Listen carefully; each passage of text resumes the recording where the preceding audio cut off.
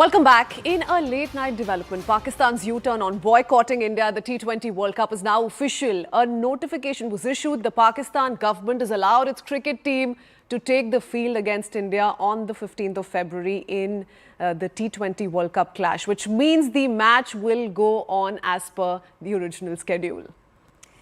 Now, the Sri Lankan president and Bangladesh Cricket Board made the special request for the match. Meanwhile, the ICC released a statement that no penalty or sanctions will be imposed on Bangladesh for not playing in the T20 World Cup, while also guaranteeing the BCB the honour of hosting an ICC tournament between 2028 and 2031. I do want to bring in cricket next Vineet Ramakrishnan into the conversation. Hi there, good morning, Vineet. It's been an interesting turn of events, isn't it? But this is what everyone was almost expecting, that Pakistan is going to kind of throw up this trick and is going to walk back on it. Now they've decided to take this U-turn. They're going to be playing India on the 15th. Everyone's watching out for that match, really. But tell us about this conversation that happened between ICC, the BCB and PCB. Lots come of the conversation.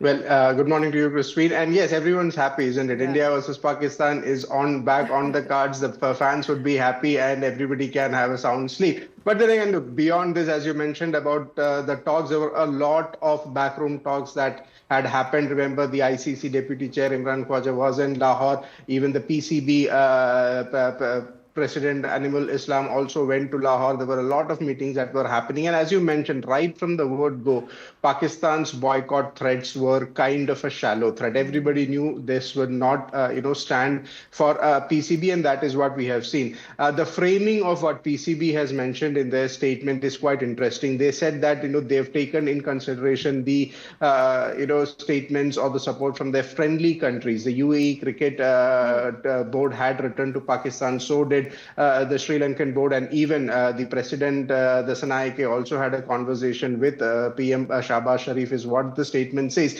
But beyond, everything, it is pretty much was certain that PCB were trying to politicize this issue. They escalated the rhetoric, and eventually they blinked. The similar thing happened with the Asia Cup saga. If you remember the match referee saga, they tried to boycott the UAE game. The game was delayed, but eventually they blinked because they did not have any grounds to stand on. So yeah, beyond everything else that was happening, PCB, it was a lost cause for PCB in any case at all. And what you have to remember is, what is PCB gaining out of this? Yes, you talked about Bangladesh not getting any sanctions, which was never the case. Because they anyway were out of the T20 World Cup, they would not have gotten the participation fees. Beyond that, ICC were not looking to put out any sanctions on Bangladesh. So what does PCB get out of this year? PCB, there were media reports claiming that they asked for higher share of revenue in the ICC annual revenue share model because of the India-Pakistan game. That has not happened. There is no mention of that in the ICC statement that was put out late last night. They also asked for bilateral ties to be resumed between India and Pakistan. ICC gave them a clear-cut answer that, that this is not their mandate. This is not under their purview. So what does really PCB get out of this situation other than creating this ruckus, creating this drama? Nothing else. And they've had some time to think about the consequences if they were indeed to keep up with the withdrawal, isn't it, Vinny? Thank you so much, though, for joining us with all those details. Shifting our focus to more breaking news that's coming in.